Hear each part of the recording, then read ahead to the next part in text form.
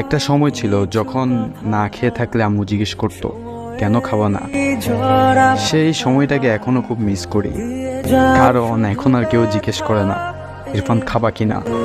মাঝে মাঝে না খেয়েই রাত কাটিয়ে দেই, তখন আম্মুর কথা মনে পড়ে, তখন আবেগে আমার চোখ দুটি নির্তারা উত্তেজিত হয়ে ওঠে। সামনাসামনি থাকা অবস্থায় কতই না অবহেলা করি, আর এখন বুঝতে পারি আমার জীবনে আমার পিতামাতা কতটা গুরুত্বপূর্ণ।